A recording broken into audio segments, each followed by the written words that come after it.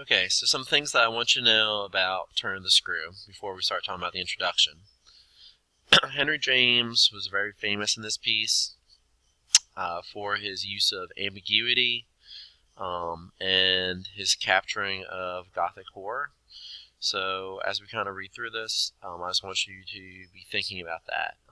Also be thinking about the Victorian elements that come out in this. Remember, Victorians were very prim and proper.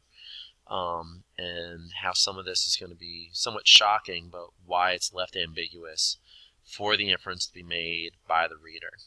Okay. So the introduction begins over here in the first little bit. We have our suspense being built up. The story had held us around the fire, sufficiently breathless, but except the obvious remarks that it was gruesome, as on Christmas Eve in an old house a strange tale should essentially be. Creates that suspense for us. Notice the sentence structure, all those commas, breaking it up, building it up, and kind of leading into that crescendo of suspense. Okay. A little bit further down, as they talk about the ghost story that they had just read, and the mother wakes up, there's this idea that the horror doesn't end, that it continues, something that will be foreshadowing later elements of the book. Where we discuss the story, and when the mother wakes up, it says, waking her not to dissipate his dread and to soothe him to sleep again, but to encounter also herself, before she succeeded in doing so, the same sight that has shaken him. Once again, look at that as a little bit of foreshadowing, building up suspense, building up things that we should be looking for as we read further into this, and catch the ghost story that Douglas, quote unquote, is going to tell us.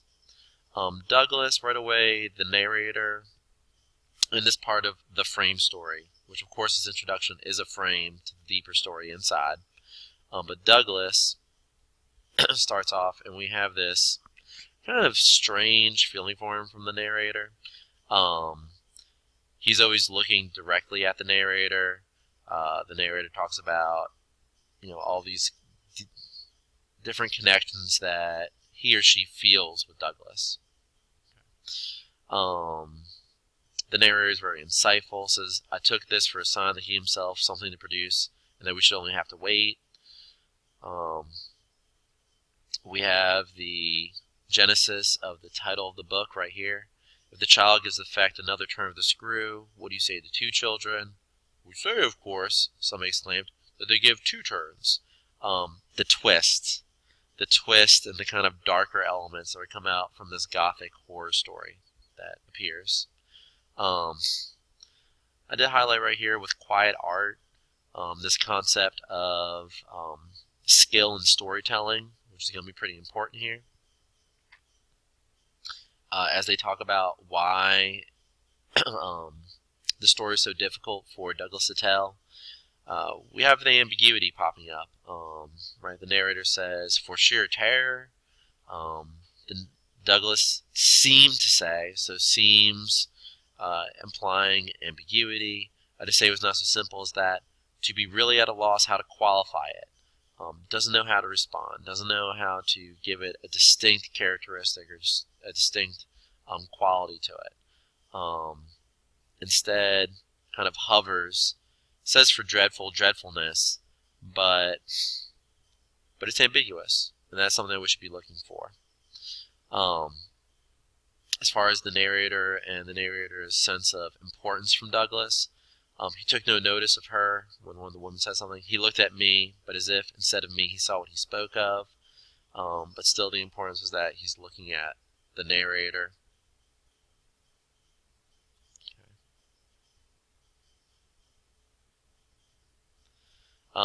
This happens again as he continues to kind of give his prelude to the story. It says, it was to me in particular that I appeared to propound this, appeared almost to appeal for aid, not to hesitate, for hesitation is ambiguity. So he wants to deliver this, wants to give it, but instead, is here in an ambiguous state. He had broken the thickness of ice, the formation of many winter, had had his reasons for a long silence. And these scruples charms the narrator. So once again, that attraction or connection between the narrator and Douglas. um, as he starts giving his description of the story, his own feelings of attraction and passion towards the governess that we're going to find once the story begins appear. Talks about her in the most beautiful hand, a woman. She's been dead these 20 years. She sent me the pages in question before she died. She was the most charming person, but she was 10 years older than I. She was my sister's governess. This right away brings in this kind of ambiguity with how close the governess or a person should be to this child. Obviously, he's a little bit older, but still, she was 10 years older than him when she was the sister's governess. To me, that is a little questionable, and I think that we should all pick up on that. It's a turn of the screw. It's a twist. It's at what point does this connection with the children or our wards become somewhat soiled? And I would also kind of urge us to be kind of the inkling of what we're going to see when we get a little bit further into Gothic literature or the Southern Gothic literature, when we see that there's elements of impropriety, incest even, pedophilia, things like that, which are just hinted at throughout Turn the Screw, but definitely present. Okay. So he goes, he has his talks with the governess, basically their flirtation. They're kind of building this conversation to each other.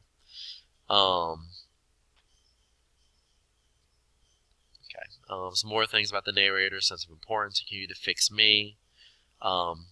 Says, you're cute. Yes, she was in love. That is, she had been. That came out. She can tell her story without it's coming out. I saw it. She saw it, but neither spoke of it. So all this ambiguity, not saying things, not being direct. Something that we're going to see throughout the whole piece. As they talk more about, well, who was it she was in love with? Douglas says the story won't tell, not in any literal, vulgar way. It says it's going to be inference, ambiguity, that gives birth to this this inference that may or may not be clear. Miss Griffin points out the fact that Douglas clearly was in love with this governess. She was charming. He's held this in silence for so long. He had a very strong connection to her. They bring out the fact that she was 10 years older. The narrator tells us that Douglas committed the manuscript to the narrator, and the narrator then had to eventually rewrite the script, but builds up the suspense of the storytelling. Gives the preview, tells us a little bit about the governess. The trepidation, of course, is important. That haltingness, the ambiguity. When she sees the gentleman, who once again has this kind of sense of impropriety, of flirtation, of seduction. He is inevitably gallant, splendid.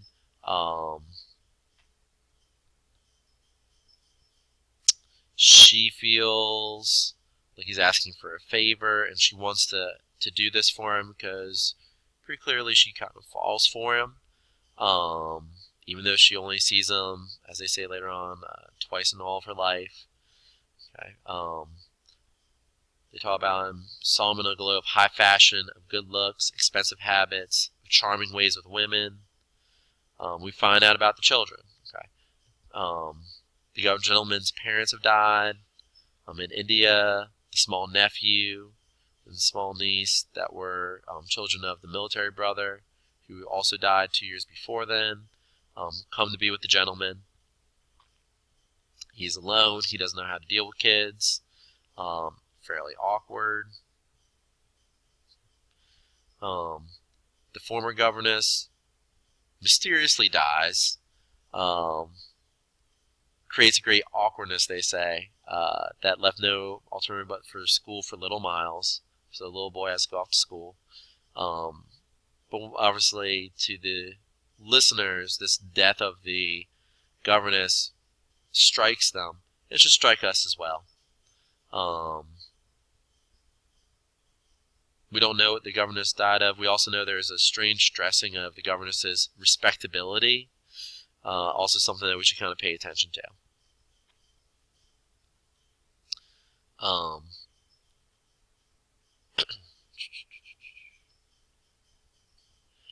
Talking a little bit more about the governess's ambiguity, whether she should go, whether she shouldn't go. She's nervous.